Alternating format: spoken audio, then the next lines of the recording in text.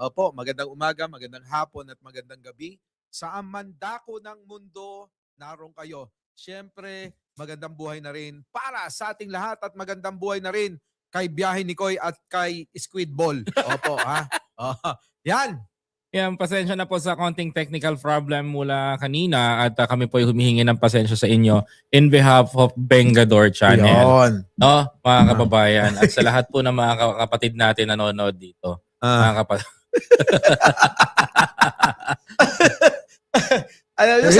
Alam mo sa nagsasalita ko.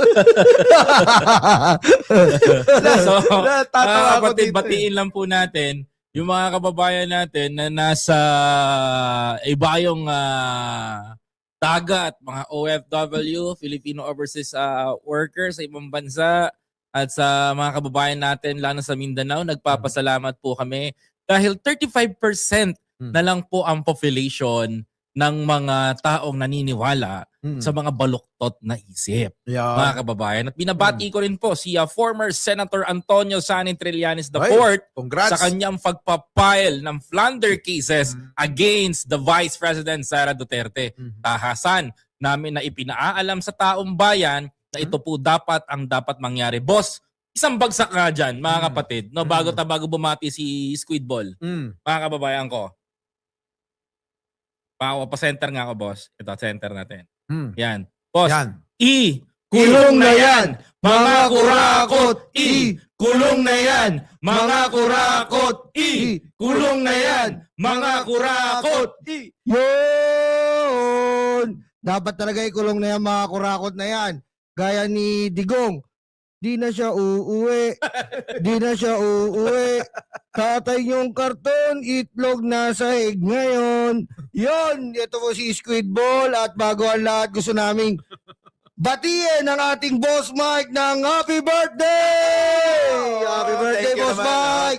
Thank you. Grabe si Boss Mike, no, nagpa-uwi. Biruin mo, pinagbibilang pa kami ng ganito mula pa sa ano. Kaya nga, Boss, thank you, boss, ha. Ganyan kami kamahal ni Boss. Pinagbibilang pa kami ng ginto. Ayaw naman, nahiya na lang kami sa ulit, promise. Pinagbilang tayo ng ginto pa. Boss, thank you, salamat, ha. Salamat talaga. Maliit na bagay. Ayan na. Boss Mike, baka may wish ka sa iyong birthday. Actually, na-wish ko na eh. Siyempre, ano ba naman ang hingin natin eh. Sabi nga ng mga bumati, nasa atin na lahat. At ako'y hindi naman ako mapaghangad. Madali ako makontento. Isang girlfriend, okay na. Alam ko, Isang Kia Pride, okay na. Yun! Isang bahay kubo, okay na. alam ko ba jet tour? Oo, so okay na ako doon. Pero siguro ang i-wish natin yung katahimikan, kapayapaan at kalusugan ng ating Pangulong Bongbong Marcos at bigyan pa siya ng lakas at yung kaliwanagan ng isipan para patakbuhin ng gobyerno. Correct. Yan, ang ganda ng wish ni Boss Mike, no? Alam mo, bihira sa tao na nag-wish ng para sa bayan. Totoo naman, nasa na lahat. Biruin mo. Ako ba makakita? Tropa, bigyan mo ng ginto. Ganito karami. Actually, nasa akin yata yung yung Italiano Gold. Pero ito ayan nga po, kita nyo naman po yung wish ni Boss Mike, napakasimple lang. Pero yung iba po ang wini-wish sa ating bansa. Ngayon po, kanina lamang po, meron pong pangatlong pagpapile ng impeachment complaint laban po sa ating sobrang napakasipag na Pangulong Bongbong Marcos. Kaya hindi nila talaga tigilan ng ating Pangulong Bongbong Marcos na ipatanggal upang ang mga sangkot sa flood control ay hindi managot. Ano ba naman yan, Koy? Alam mo, the only reason kung bakit nila, like I said, sabi ko nga sa inyo, mga kababayan, no? Naalala nyo ba, mga kababayan ko? Naalala nyo? Nung panahon na tayo, mga kapatid, ay kumbaga what we call this, nung panahon na tayo ay nanawagan dito na sinabi natin sa taong bayan na ang gagawin nila is filean ng kaso si PBBM upang pababain. Tama yung sinabi ko. Tama yung prediction natin dito. Yun nga ang ginawa nila ngayon. Nag-file ng impeachment complaint, yung abogado, Hmm. Itong number 1 na unang-una nag-file, pangalanan ko na ha. I'm sorry to say, pero pangangalanan kita dito kasi lantad ka naman talaga. Ah. Itong si Contractor, 'di ba? Si Jet Kisay. Nisay. Kisay ba? Isa. Nangingisay. Tapos mag-file itong Makabayot Black. Oh, iniwanan lang doon. Oo. 'Di ba? And then next itong iyakin na dalawang hindi nabigyan ng pwesto sa gobyerno, Hmm. nag-file din ng kaso. Sino? Diba? Si Mike Defensor tsaka si Ito Chadwick ngayon, Simpson. ito pinaka the best niyan. Hmm. Tatlo nag-file Ah. ng impeachment complaint. Ah. Dilusot si Pangulong Bongbong Marcos. 1 year ba ruling ulit? Actually talagang talagang ako tingin ko diyan wala namang mangyayari. Kung hindi ito, gagamitin lang nila sa paparating nilang propagandang rally para magbigay ng kahihiyan sa ating bansa, sa ating gobyerno, sa ating mga Pilipino, itong nalalapit na katapusan. Dahil kung hindi alam ng marami nating mga kababayan na may planong ganyan ang mga makakaliwa na grupo netong kulto ni Duterte, Tama. sa katapusan po yan mangyayari. January 31. Oo. So ngayon, ipine-prepara nila yung mga ganyang mga gawain ng pagsasampa ng impeachment daw para idagdag sa mga kanilang programa para pasakitan at may maibato kay Pangulo. Tama. Mm. Tsaka saan ka naman makakita ang Pangulo na araw-araw nagtatrabaho, kagaling na sa ibang bansa, diretso namimigay ng tulong sa iba't ibang probinsya. Mm. At ngayon nga, nakita nyo naman, may bagong dating po na barko galing South Korea. Meron po tayong water, yung tungkol sa mga pananim, yung almost ilang cubic tons na tubig ang pwedeng maisupply sa ating mga kababayan. Oh. At pangatlo pa dyan, yung malampaya. Yan. Si BBM, 10 years, siya po ang nakadiskubre ng isang mapapakinabangang billion cubic meter na gas. Na natural gas. Natural gas. Di ba? Ito nga yan hindi lang 10 taon kapatid na na squid ball. Kundi ito ay dekada na Yes. na walang nakagawa. Yes. Na ang masakit dito kung iisipin ng marami nating kababayan Tama. ay di ba ito yung tubig na ipinamimigay ni Digong? West Philippine Sea. Oo, pero Yung malampaya is oo. Kaya nga ang sinasabi natin dito, kung nagtagumpay si Digong na ipamigay itong katubigan natin na sabi niya nga tubig man lang yan, marami yan sa Davao, bigyan ko na lang kayo. Tama. 'Di ba? So yung boundary ng tubig na sinasabi ni Digong, eto pala yung magbibigay ng malaking kaginhawahan Tama. sa ating ekonomiya at sa ating mga mamamayang Pilipino Oo. dahil nga dito sa natural gas. Tama. Oo. At eto pa, dahil nga dyan, nag-uunahan ng mga mayayamang mga negosyante para mag-invest, para maghukay pa. Baka sakali naman hindi lang natural gas ang makita, ang matagpuan, at baka meron pang iba na po pwede natin pakinabangan National Reserve Gas. na baka sakali, tingin ko meron talaga. Kasi bakit kanyo? Bakit gigil na gigil ang China sa pagkubkob sa mga teritoryo natin dyan sa West Philippine Sea? Kaya nga. Isipin mong maigi, kung sinabi ni Digong na tubig man lang yan, dapat ganun din ang katwiran ni Xi Jinping. Tama. Tubig man lang yan, bakit pa natin naawayin ng Pilipinas? Nang araw nga, nandiyan ang mga ninuno natin na nagpupulot ng basura hanggang lumago Tama. Diba? Oo. Diba, pwede nang gawin natin na pananaw na utang na loob na lang. Oo. Diba? Hindi yung salita lang na parang si Digong, kaibigan tayo, pero tinitira mo patalikod Tama. Pero may dalawang klase kasi ng ginagawa ng Chinese government ngayon sa West Philippine Sea. Number 1, kontrolin yung yung ating West Philippine Sea upang yung tawag nito yung may tinatawag yung daanan passage ng mga barko, makontrol din nila. Income din kasi yon. Second, secondary na lang yung sa World War kung magkataon. Kasi mahihirapan i-penetrate ng US ang ibang bansa kapag hawak nila ang West Philippine Sea. Kaya nga alam nyo, napakalupit ng ating Pangulong Bongbong Marcos. kung sa achievement lang o achievement, nasa kanya na po lahat. Kesa po kay Sara Duterte. Ito po, bibigyan ko lang po kayo ng senaryo. Nung nakaraan po, inaabuso ang ating mga Coast Guard dyan po sa Mindoro. Kung naaalala nyo, ito lang nakaraang linggo. Akalain nyo ba naman po ang Sara Duterte? Kasama ang ambassador ng China, pumunta rin sa Mindoro. Kita nyo po ang Sara Duterte niyan. Kita nyo tuta, dila, itlog sa China. At pagkatapos doon sa Mindoro, nagtayo ng cover court na pang barangay. Dapat chairman ka na lang ng barangay, Sara. Yan ang mga tinatrabaho mo eh. Mga project mo. At hindi lang yon, kasama pa sa Sorsogon, pumunta rin kasama ang ambassador ng China. Anong gagawin nyo doon? Say cheese. Hindi, hindi ba kayo nagtataka? Na. Parang walang mga ambassador o mga kilalang mga taga-ibang bansa na dumadalaw sa opisina ni Sara Duterte maliban sa China. Oh, Hindi nyo ba napapansin? tama. Di ba? At saka isa pa, sabi mo nga, yung kanyang mga proyekto ay pang barangay lang. Mm. Sa akin pang pang PTA lang nga talaga.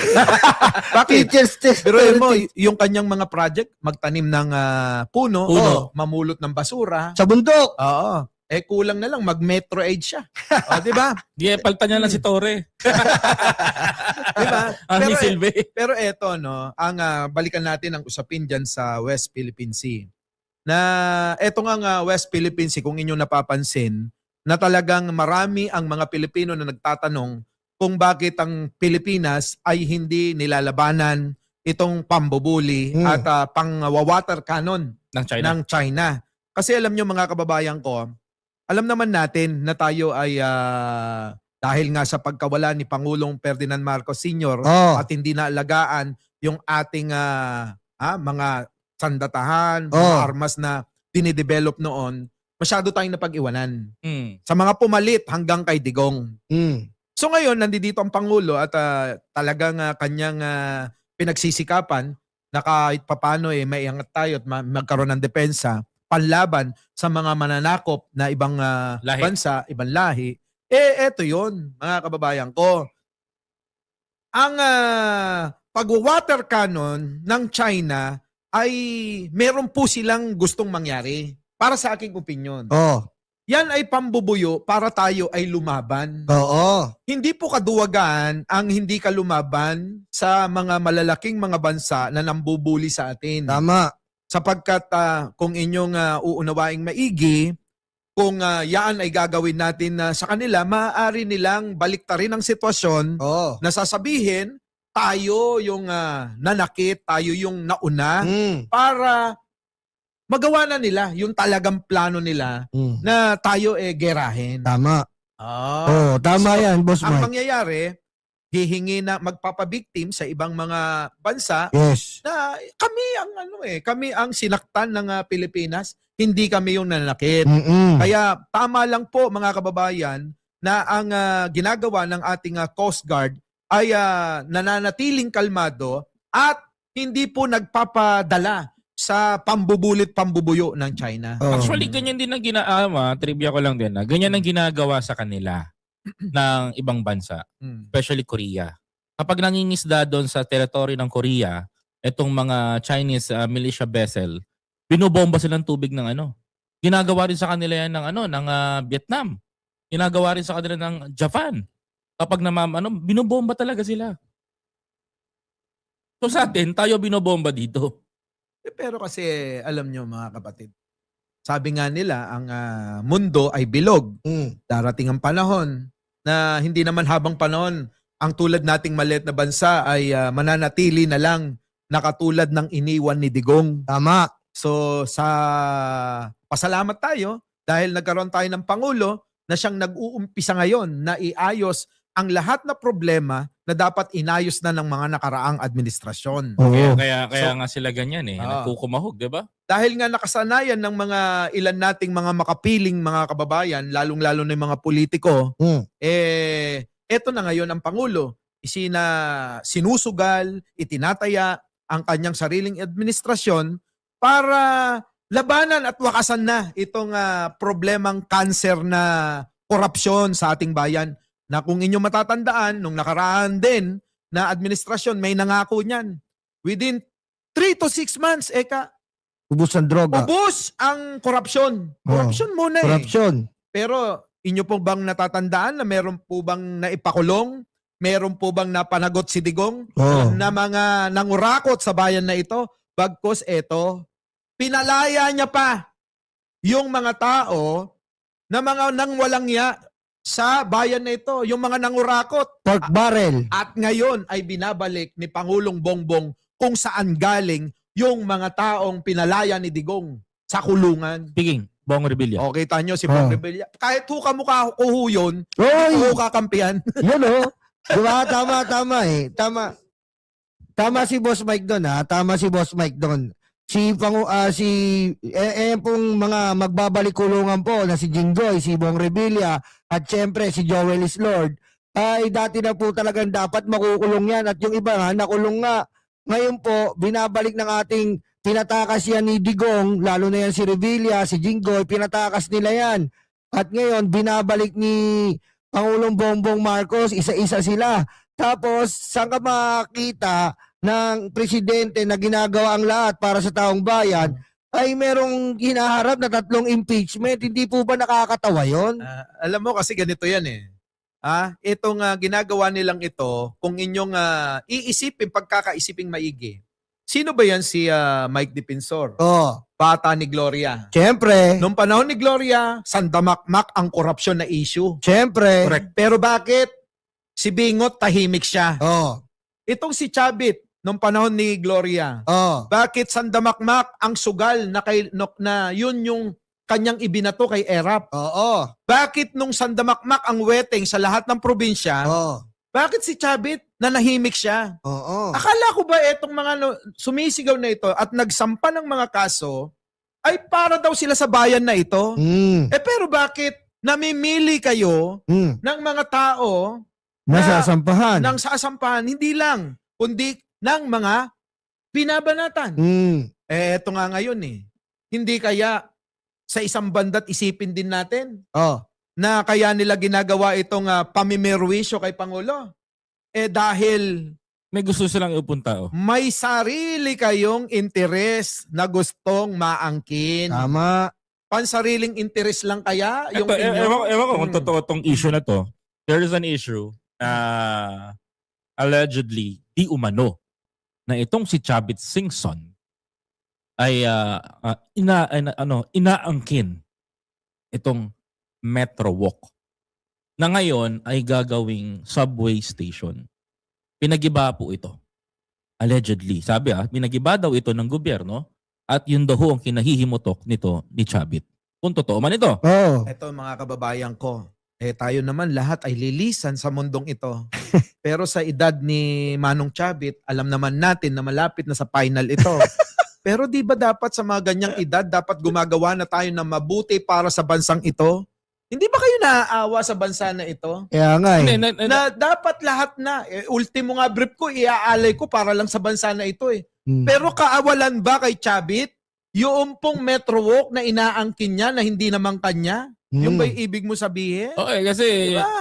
yung metro kasi gagawing ang sa lahat po di nakakalam gagawin po daw yan subway station. So napakalaking importante sa bansa natin at makakasabay tayo. For example, Boss Mike, nung nasa Hong Kong tayo, nakita natin yung mga high-rise building, may subway sa baba. Ang Pilipinas, 3 palapag yun. 3 palapag. Ng Sa subway. Pilipinas, gusto rin natin mangyari yon. Kaso nga lang, yung mga humaharang sa gobyerno, yung mga may self-interest. Hindi mo naman pag-aari pala yan lupa na yan, na di umano, isa ka, tapos pipilit mong kukunin. Minsan nga, mga brother, squid ball at biyahe ni Koy.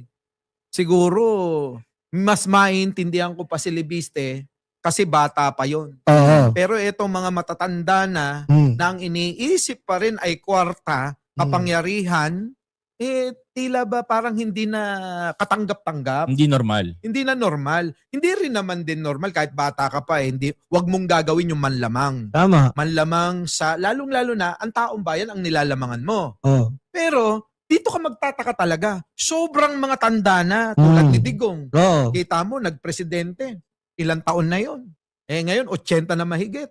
Mamatay na. Hindi pa rin humihinto. Kala ko Bakit? hindi pa rin mamamatay. Diba? Siguro naman, ito yung punto ko, no? Sa mga kababayan natin na mga sobra-sobra na yung yaman ninyo, yung plato nyo punong-puno na ng pagkain. Hindi nyo naman yan mauubos na sa buong buhay nyo. Tama. Yung sobra dyan matatapon na pag namatay kayo. Tama. Ano pang silbi nun kung wala na kayo? Oo. Yun ang punto ko. Siyempre. Mm. Kaya nga, eto ang sinasabi natin na mga distractor, mga obstructionist, sabi nga ni Jose Claire, ay nag-file nga ng impeachment, Boss Mike. Unahin ko lang isa-isayin lang natin dahil maraming gusto malinawan. Ang number one issue nila, ano daw, kasi kinidnap daw po si Corduroy Ambetlog, Rodrigo Duterte, papuntang Daig, yun ang ikinakaso. Yan yung kinakaso ni, ni Jeff Nisay. Jeff Kisay-Kisay. Sagutin natin. Sagutin mo. Sino ba talaga? Simple lang sagutin yan kung may tutuloy impeachment Sino nagpakulong kay Digong? Sino po sumagot? Pili kayo. Si PBBM ba o si Trillanes? Sagutin natin. Si Trillanes. Walang kinalaman si Pangulo. Sasagutin ko yan. Oh. Bakit nila pinipilit kay Pangulo kahit na may umaako? Bakit? Kasi wala naman silang mapapala kay Trillanes dahil wala naman sa posisyon. Tama. Siyempre, ang titirahin nila yung inaagawan nila. Ng posisyon. Ng candy. posisyon. Para naman mapasaya yung baliw na si Presidente. Oo. Diba? Tama. Tama. Siyempre, kita nyo, ang lungkot-lungkot na ni Sara. Mabaliw-baliw na nga yun eh. Ang tanga-tanga naman na maniniwalang tao noon. Sabihin mo na ito, maniniwala sa'yo, si BBM ang nagpakulong kay Digong. Matagal na may kaso si Digong sa ICC. Correct. Nilabasan ng warrant of arrest sa panahon ni Pangulong Bongbong Marcos. Correct. Paano masasabi na si PBBM ang nagpakulong kay Digong? Isang malaking kalokohan at kalokohan talaga ang pinaiikot nila sa taong bayan. Ito pa, isa pa. Napansin mo ba, nagsampa ng kaso ang grupo ni Senator Trillanes kahapon? Nandun ka, nakita ko. Ngayon, tanungin nyo, bakit tahimik ang kampo ni Duterte? Bakit tila ba binabaliwala? Kasi nga wala silang masyadong mapapala. Kaya ang nangyayari, yung mga alipores nila, mga aso nila, yung babanat kay Senator Trillanes. Pero etong sila Sara Duterte at etong grupo nga ng mga kulto ni Duterte, mga tahimik. Tama mali? Tama. Pangalawa, nilagay pa ni Ngisay. Adik daw si BBM. Anak ng butete That is a naman. hearsay. Ilang beses na natin pinapaliwanag dyan. May buhay tayong saksi dito. Dito si Boss Mike. Alam natin yung mga plano nila way back 2022, 2 buwan pa lang si PBBM nakakulong, planado na nila yan. At gusto talaga nilang mangyari na maagaw yung position kagad kay Presidente Bongbong Marcos using na sinasabi nila na pag sinabi nilang gusto nila i-connect kay Duterte to Pag binagbintangan nilang adik si Bongbong, automatic galit si Digong. Siyempre. Yun ang gusto nilang i-image. Doon sa word na yan. Yan si Maharlika. Isang malaking katarantado na sinungaling yung puta na yan. Siyempre. Hindi, seryoso ako. Sorry Sorry. Bastos ka Bastos. Kung bastos ka sa unang ginang, bastos din kami dito sa'yo. Yes. Tsaka ikaw, Marlika, yung puday mo, naglalangis na green. Bastos talaga Sinusundan ko lang si Kuy. Kaya kahit anong paninira nyo, yung pulburong video nyo, nasa na? Wala. Kolorum, peke, inutil. Nagalit mo kami Tapos ito mong pangatlo. Ito, alos pare-pareha sila. Kapabayaan daw ang ginawa ng Pangulo dito sa budget nitong 2023, 2024, 2025. Anong kapabayaan daw? Anong kapabayaan ng Pangulo? Yung kapabayaan na ba na hindi lang binadgetan yung pwedeng kurapin na mga magnanakaw dito? Tama. Ito, alam mo, sa totoo lang, hindi na sila matapos-tapos dyan sa mga issue. Ang tanong natin, ano ngayon ang masasabi nila dahil na isasakatuparan na yung sinasabing bukang bibig ng Pangulo na mananagot itong mga hinayupak na mga politiko, big piece, sabi nga diba? Tama. Na nauna na nga, etong si Ramon Revilla na unang gabi niya kanina, kagabi, sa kulungan. Ito matindi. Kung noong panahon ng mga nagdaan ng mga administrasyon, ang mga politiko nakakulong sa mga solong kwarto. Ngayon, ang nangyari, ginawa ni Pangulo, regular. pinagsama-sama kung ano yung nararanasan ng mga ordinaryong mga nakakulong, mga preso, ayun din ang Walang special treatment. Wala. Walang special treatment. Ngayon, eto pa. Si Villanueva, Oh. todo gawa na ng paraan kung paano pa niya malulusutan yung 3 kaso niya. Malversation. Malversation. Marvelization of public funds. Yes. Pinipending-pending niya na humingi pa ng palugit hanggang Motion. Monday daw Motion. Yes. para makapag-sumite ng kanyang affidavit para sagutin yung kanyang yung mga inaakusa sa kanya. Oh. Boss, teka lang. Sabihin natin. Kulong na yan! Mga kurakot! Kulong na yan! Mga kurakot! Di Kaya ba? nga, ang gagawin pala ng Pangulo dyan, Ah. Bats, by bats, kulong kayo together. At ang Stay. second batch, sabi nga, Bye, stay! ang second batch nga na nararamdaman at nababalita ngayon ay ang dati na rin nakulong, Jinggoy Estrada. Pangalawa na isusunod ng DOJ, Sandigan Bayan, si DOJ, NBI at itong ombudsman ay si Jinggoy Estrada. Uy, wag naman kayong ganyan Oh. kay Jingo. Uy, napasubo na naman. Napasubo, subo. Mapa na kung makukulong, 2 ulit sa nibong. Oh. Di ibig sabihin nun sa paulit. Kulong na yan! Mga kurakot! Kulong na yan! Mga kurakot! At saka Teka. si Jinggoy, Ah. ayaw niya ng walang kasama. Gusto niya general population. Pero alam ko, parang mas bet ni Jinggoy yung nasa city jail. Ano? Oo. Alam mo naman, Oh. di ba? May mga napapabalita nga daw na Otomesa? talagang wala akong sinabing gano'n. Sabi lang yun. Nasabi ng mga sabi yun. Na para bang syempre, di ba? Alam mo naman. Pero in fairness, ba't sila lang 2 na i-involve ulit? Napansin ko lang Ha? Napansin ko lang. Ano? 2 lang sila na i-involve. Oh. Nino? Hindi, dalawa sila lagi na involved. Saan? The last time, 'di ba, former President Pinoy, naalala nyo, Oo. nakulong yung 2. Eh, Nasa magandang kulungan. May nakalimutan ka. Kasama si Manong Johnny, sinama nila noon. Oo, may nakalimutan ka pa. Sino? Si Villanueva. Oo. Okay, pero ang bago sa tropa. Di ba? meron din siya kay Conchita Carpio. Oo, di ba kinamada nga yan sa ombudsman Oo. ni Martires? Martires. Oo. Na para bang multo na lang na Bigla bigla na lang nawala yung kaso Mm. na pinapadismiss na nga o pinapatanggal na bilang senador yan. Mm.